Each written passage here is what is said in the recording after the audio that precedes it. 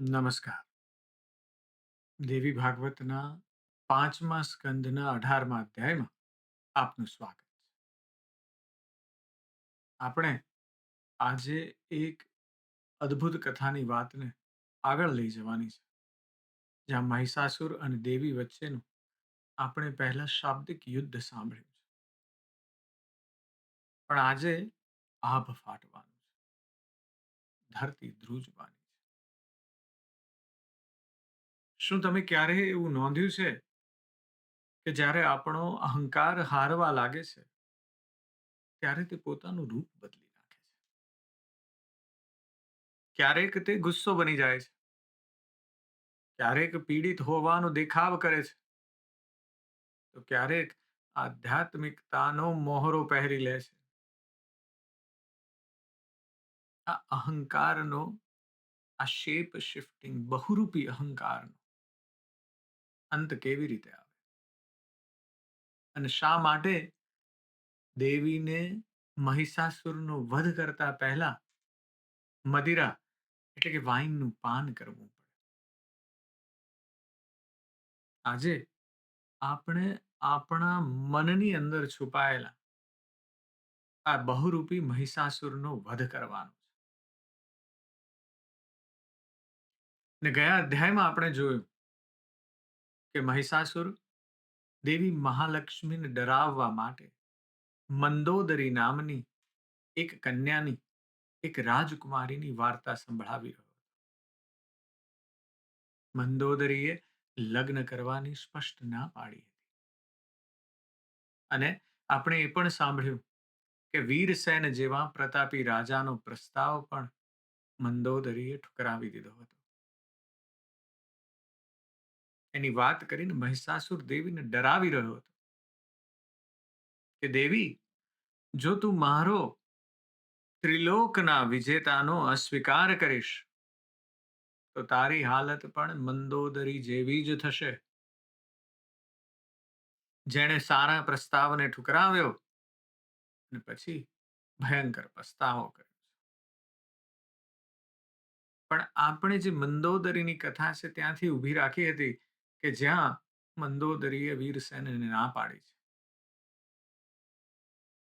આપણે કથાને આગળ લઈ જવી છે અને મહિષાસુરનો અહંકાર કેવી રીતે તેના જ વિનાશનું કારણ બને છે તે જાણવું છે. આજનો અધ્યાય એટલા માટે અત્યંત રોમાંચક છે, પણ મર્મથી ભરેલો છે. મહિષાસુર મંદોદરીની અડધી કથા પૂરી કરતા દેવીને કહે છે કે હે દેવી, સાંભળ, મંદોદરીની એક નાની બહેન હતી, ઇન્દ્રુમતી. અને આ ઇન્દુમતીનો સ્વયંવર યોજાયો ને, ત્યારે મદ્ર દેશનો અત્યંત રૂપાળો રાજા ત્યાં આવ્યો. હવે મંદોદરીએ તો આજીવન બ્રહ્મચર્યની પ્રતિજ્ઞા લીધી હતી, પણ એ જ મંદોદરી એ રાજાના બાહ્ય રૂપને જોઈને કામ વાસનામાં અંધ બની ગઈ. અને ઇન્દુમતીનો સ્વયંવર યોજાયો છે, પણ મંદોદરીએ પિતાને હઠ કરીને કહ્યું કે મારે તો આ રાજા સાથે પરણવું છે. મદ્ર દેશનો રૂપાળો રાજા છે, એટલે પિતાએ પણ પછી વિચાર્યું કે ચાલો આ વાત તો માની છે, એના ધામધૂમથી લગ્ન કરાવી દીધા. પણ આ રાજા મદ્ર દેશનો તો ડંફાસીઓ અને વ્યાભિચારી નીકળ્યો. લગ્નના થોડા જ દિવસોમાં મંદોદરીએ એને પોતાની જ દાસીઓ સાથે ને વૈશ્યાઓ સાથે રંગ રલિયા મનાવતો પકડી લીધો. મંદોદરી કામાંધ થઈ હતી, પણ આ જોયું એટલે એનું હૃદય તૂટી પડ્યું અને પસ્તાવા લાગી કે મેં મોહમાં આવીને આ શઠ, આ કપટી પુરુષ સાથે સંબંધ કેમ બાંધ્યો. હવે થયું છે એવું કે પિયર પણ પાછી જઈ શકે એમ નથી, કારણ કે પાછી જાય તો હાંસી થશે. આ તરફ આ રાજા સાથે પણ રહી શકે એમ નથી. એટલે મંદોદરીએ આજીવન મહેલના એક ખૂણામાં નિરાશા અને શોકમાં સડીને પોતાનું જીવન પૂરું કર્યું. આ મહિષાસુર જે મંદોદરીની કથા કહે છે ને, એ આધુનિક મનોવૈજ્ઞાનનો એક ક્લાસિક કેસ છે. કાર્લ યંગ કરીને એક બહુ મોટા સાયકોલોજીસ્ટ થઈ ગયા. એમણે એક ટર્મ કોઈન કરી, શેડો સેલ્ફ, એટલે કે પડછાયો આપણો પોતાનો. એવી એક આપણી જાત જે આપણો પડછાયા રૂપી છે. આ એ પ્રકારની જાત છે. જ્યારે આપણે કોઈ ભાવનાને, જેમ કે કામ વાસનાને, મંદોદરીની, સમજ્યા વગર માત્ર અહંકારથી દબાવી દઈએ છીએ. અને જ્યારે એનો સમય આવે ને, એટલે એ જ્વાળામુખીની જેમ ફાટે છે. કેથોલિક ધર્મમાં, ક્રિશ્ચિયન ધર્મમાં હમણાં બહુ જ બધા આવા સ્કેન્ડલ્સ બહાર આવે છે. છેલ્લા 10-15 વર્ષથી ચાલી રહ્યું છે. કે જ્યાં પૂજારીઓને એમ કીધું છે કે ભાઈ તમારે બ્રહ્મચર્ય પાલન કરવાનું છે. અને પછી એ અહંકારને દબાવી દે છે. પણ એને ભાન નથી રહેતું કે કેમ કરી રહ્યા છે. પછી એ જ્વાળામુખી બનીને ફાટ્યું છે. આખા કેથોલિક ધર્મને, આખા ક્રિશ્ચિયન ધર્મને અત્યારે સળગાવી રહ્યું. આપણી માઇથોલોજી છે, ગ્રીક માઇથોલોજી, એમાં પણ આવી ઘટનાઓ છે. ઇકો અને નાર્સિસસની વાત છે. બાહ્ય રૂપ પાછળ ભાગવાની વાત છે.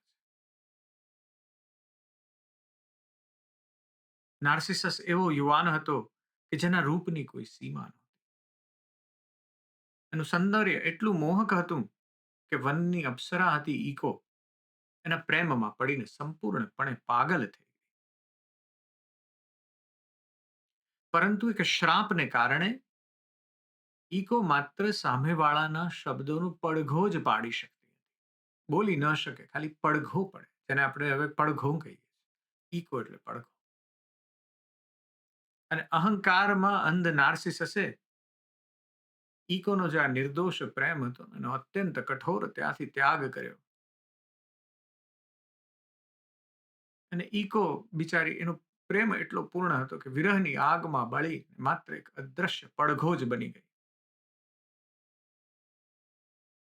પણ આ અહંકારનું ફળ નાર્સિસસને મળ્યું. એક દિવસ એક અત્યંત શાંત સરોવરના કાંઠે પાણી પીવા માટે નાર્સિસસ ઝૂક્યો અને જળમાં પોતાનું જ પ્રતિબિંબ જોયું. અને પોતાના જ ભ્રામક રૂપના મોહમાં એ એટલો બધો ગરકાવ થઈ ગયો કે પડછાયાને પામવાની ઝંખનામાં ભૂખ્યો ને તરસ્યો ત્યાં જ બેસી રહ્યો. અને અંતે તડપીને મૃત્યુ પામ્યો. કારાવાઝીઓએ, ઇટાલિયનનો એક પ્રિન્ટર છે, એટલું સુંદર નાર્સિસસનું પેઇન્ટિંગ રજૂ કર્યું છે. લંડનની નેશનલ આર્ટ ગેલેરીમાં ઘણીવાર જોવા મળ્યું. અદ્ભુત દ્રશ્ય. પણ આ જે વાત છે આપણી, કે મંદોદરી જે છે ને, એ પણ આદર્શોના અહંકારમાં જીવતી હતી. પણ જ્યારે તેનું પતન થયું, ત્યારે સીધી જ માયાના સૌથી ખરાબ સ્વરૂપમાં ફસાઈ ગઈ.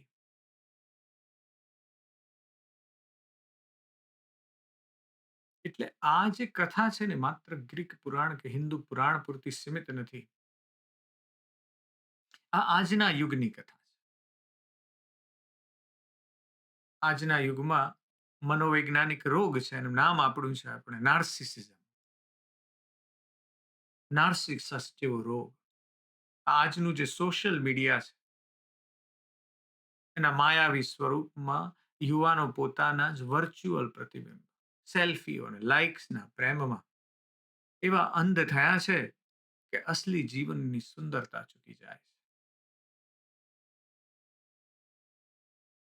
ક્યાંક પહાડ પર ઉભા રહીને ફોટો પડાવો છે, પ્લેનમાં ફોટો પડાવો છે, અહીંયા ફોટો પડાવો છે, ત્યાં ફોટો પડાવો છે. પણ એ જે જગ્યા છે પહાડ ઉપર ઊભા છો ત્યાંથી જુઓ તો ખરા કેટલું સુંદર કુદરતી દ્રશ્ય છે. એ કુદરતી સુંદરતાને જોવાની તક ચૂકી જાય છે કે જેથી વધારે સેલ્ફી મળી જાય, સેલ્ફી થઈ જાય ને ક્યાંક વધારે લાઇક્સ મળી જાય. આ નાર્સિસિઝમ છે. બસ પોતાની જાતને સુંદર માનવાની કથા.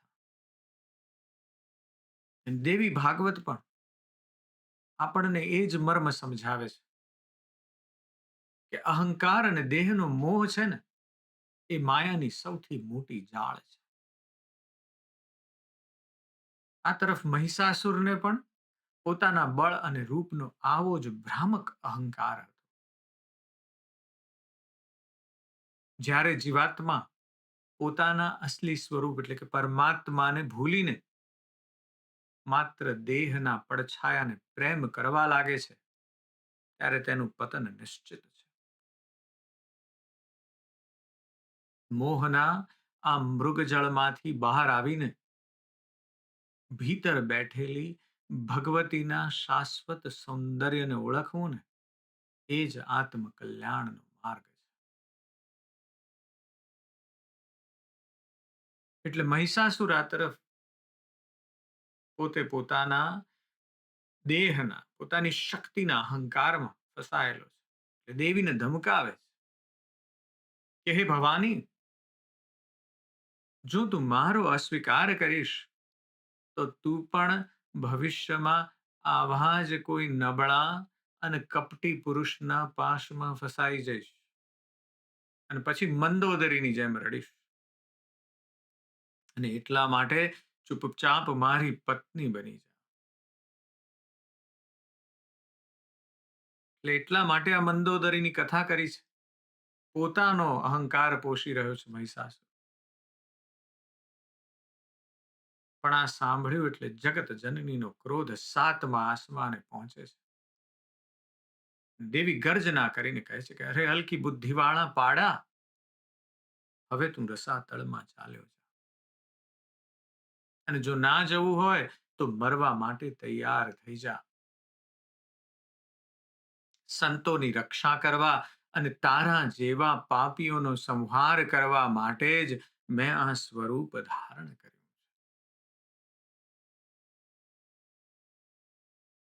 અને પોતાનું અપમાન થતા આવું સાંભળ્યું એટલે મહિષાસુરે ધનુષ ઉઠાવ્યું.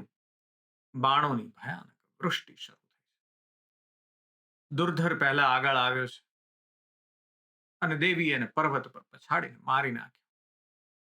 બીજો સેનાપતિ ત્રિનેત્ર આવ્યો અને જગદંબાએ એના પોતાના ત્રિશૂળથી એને વીંધી નાખ્યો. અંધક જે બહુ પ્રતાપી સેનાપતિ છે મહિષાસુરનો, એ ગદા લઈને આવ્યો અને દેવીના વાહને એના પ્રચંડ સિંહે પોતાના પંજાથી જ અંધકને ફાડી ખાધો. એટલે પોતાના સેનાપતિઓને મરતા જોઈને પછી તો મહિષાસુર ગભરાયો. અહંકાર હજી જીવતો છે.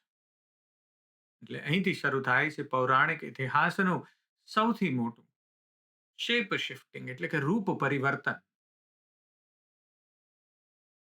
પહેલા તો અહીં મહિષાસુર મનુષ્યમાંથી મટીને સિંહ બની ગયો. મનુષ્ય થઈને આવ્યો તો ખૂબ સુંદર રૂપ લઈને આવ્યો હતો. યૌવાનનું રૂપ લઈને દેવીની સામે ઊભો હતો. પણ હવે સિંહ બની ગયો છે અને દેવીના સિંહ સાથે લડવા માંડ્યો. પણ દેવીના તીક્ષ્ણ બાણોથી ઘાયલ થયો કે તરત જ એણે સિંહનું રૂપ છોડી અને મદમસ્ત હાથીનું રૂપ લઈ લીધું. અને પોતાની સુંડથી તેણે પર્વતનું શિખર ઉઠાવીને દેવી પર ફેંક્યું. દેવીએ પોતાની તલવારથી તેની સૂંઢ જ કાપી. પીડાથી બચવા માટે એણે હાથીનું રૂપ છોડ્યું અને શરભ એટલે કે એક ભયંકર 8 પગ વાળું એવું પૌરાણિક પ્રાણી બની ગયું. દેવીએ તલવારથી તેના માથા પર પ્રહાર કર્યો અને છેવટે કોઈ વિકલ્પ ન બચતા એણે પોતાનું અસલી સૌથી તામસિક એવું પાડાનું રૂપ ધારણ કર્યું. પ્રચંડ પાડો બની ને મહિષાસુર સામે આવ્યો છે. આ રૂપ પરિવર્તન શું છે? બૌદ્ધ ધર્મમાં, બુદ્ધિઝમમાં જ્યારે ભગવાન બુદ્ધ જ્ઞાન પ્રાપ્તિ માટે બોધિ વૃક્ષની નીચે બેઠા હતા, ત્યારે માર એટલે ડીમન ઓફ ઇલ્યુઝન, મેજિક કરે, અનેક રૂપો લઈને આવ્યો. ક્યારેક સુંદર અપ્સરાઓ બની જાય, તો ક્યારેક ભયંકર રાક્ષસો બની જાય. અને આ જે છે ને એ અહંકાર છે, ઇલ્યુઝન છે. આ મહિષાસુર જેવું છે. જ્યારે તમે ક્યારે પણ ધ્યાન કે સાધનામાં બેસો ને, ત્યારે તમારું મન છે ને એ જુદા જુદા પ્રકાર સર્જે, જુદા જુદા અહંકાર સર્જે. સિંહ બનીને અહંકારનો ગુસ્સો લઈને આવે, હાથી જેવી જીદ લઈને આવે, અને પાડા જેવા તમોગુણ પણ લઈને આવે.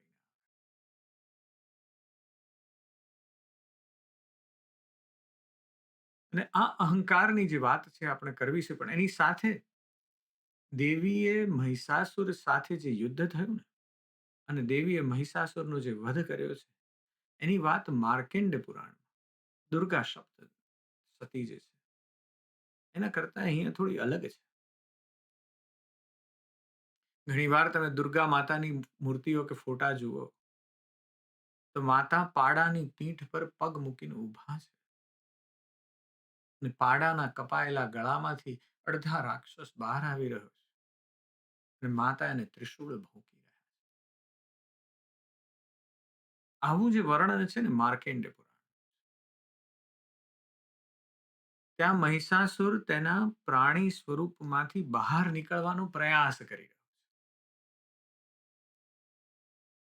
એટલે એ દર્શાવે છે કે આપણો અહંકાર છે ને એના પશુ સ્વભાવમાંથી છટકીને માણસ બનવાનો મિથ્યા પ્રયાસ કરી રહ્યો છે. પણ દેવી એને અધવચ્ચેથી જ કાપી નાખે. પણ આજે દેવી ભાગવતની જે કથા છે ને, અહીંયા એનું વર્ણન તદ્દન અલગ છે. અહીં મહિષાસુર સંપૂર્ણ પાડાના રૂપમાં જ છે. એ જ અહંકાર છે, એ જ છે. કોઈ જુદું સ્વરૂપ નથી. પર્વતો ઉછાળી રહ્યો છે દેવી પર. અને ત્યારે દેવી અચાનક એક દિવ્ય સુવર્ણ કટોરો ઉઠાવે છે, અને તેમાંથી વારંવાર મદિરાનું પાન કરે છે. અને આપણને થાય કે યુદ્ધની વચ્ચે દેવી શા માટે આવું કરી રહ્યા છે. અને દેવી ભાગવતના જે ટીકાકારો છે, એ પુરાણોના સંદર્ભ લઈને એવું કહે છે કે મહિષાસુરની અંદર શિવજીનો એક અંશ હતો. દેવી તેને સીધે સીધો મારી શકે એમ હતા નહીં. તેને મારવા માટે તેને મદાંધ એટલે કે ઇન્ટોક્સિકેટેડ, અનઅવેર એવો બનાવવો જરૂરી હતો. એટલે દેવીએ મદિરાપાન કર્યું, એટલે મહિષાસુરે પણ મદિરાપાન કર્યું. અને મહિષાસુર હવે મદિરાના નશામાં ચડ્યો છે, અહંકારમાં આંધળો થઈ ગયો. તેને લાગ્યું કે આ સ્ત્રી તો દારૂ પી રહી છે, હું તેને મારી જ નાખીશ. સૂફી પરંપરા છે ને એમાં પણ મદિરા વાઇન જે છે એ ઈશ્વરીય પ્રેમના નશાનું પ્રતીક છે.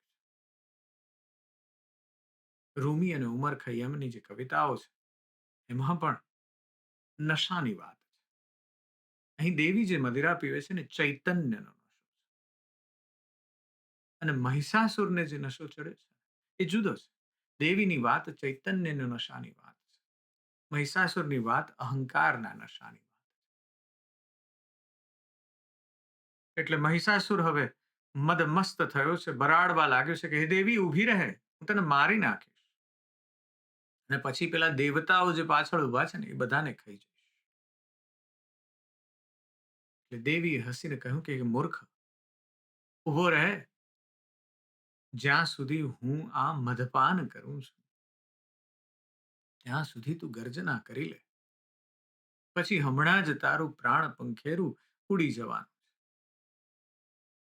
આ અહંકારને આટલી બધી વાર વોર્નિંગ આપી રહ્યા છે. દેવીએ પહેલા પોતાના ત્રિશૂળથી તેના પર પ્રહાર કર્યો, એટલે મહિષાસુર જમીન પર પટકાયો. પણ એ પાછો જ શું છે કે તરત માની જાય, ફટ લઈને ઊભો થયો, એટલે દેવીના સિંહને એણે લાત મારી. અને ત્યારે જગદંબાએ ભગવાન વિષ્ણુ દ્વારા અપાયેલું 1000 ધારવાળું અત્યંત તેજસ્વી એવું સુદર્શન ચક્ર પોતાના હાથમાં લીધું અને એક જ ઘામાં મહિષાસુરનું માથું ધડથી અલગ કરી નાખ્યું. ગળામાંથી લોહીનો પ્રવાહ એવી રીતે વહેવા લાગ્યો કે જાણે કોઈ લાલ પર્વતમાંથી ઝરણું વહી રહ્યું.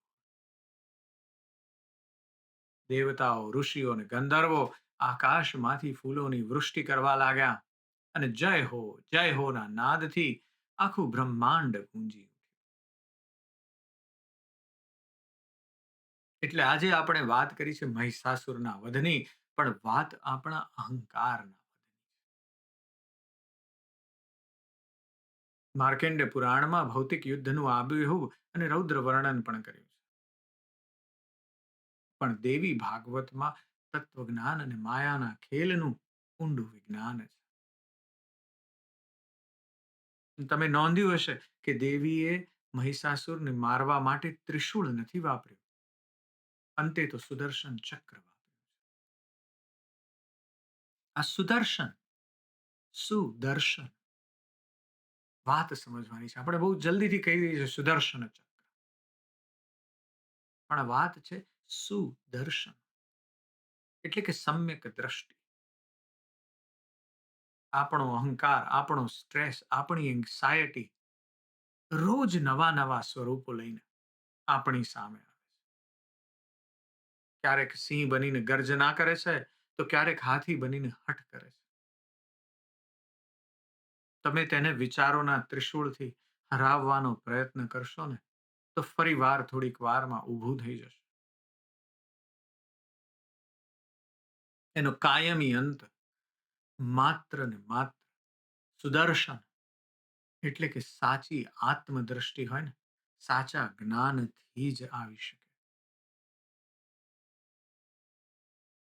એટલે આજની મર્મની વાત એ છે કે આપણે એ વિચારવાનું છે કે આપણી અંદરનો અહંકાર અત્યારે કયા પ્રાણીનું સ્વરૂપ લઈને બેઠો છે, અને તેને ઓળખીને ભગવતીના નામનું એ સુદર્શન ચક્ર ચલાવીને એને શાંત કરી શકાશે. આજે બસ આટલું. જરૂરથી ચિંતન કરજો. હું તમારી અંદર બેઠેલા તે પરમ તત્વને પ્રણામ કરું છું. નમસ્કાર.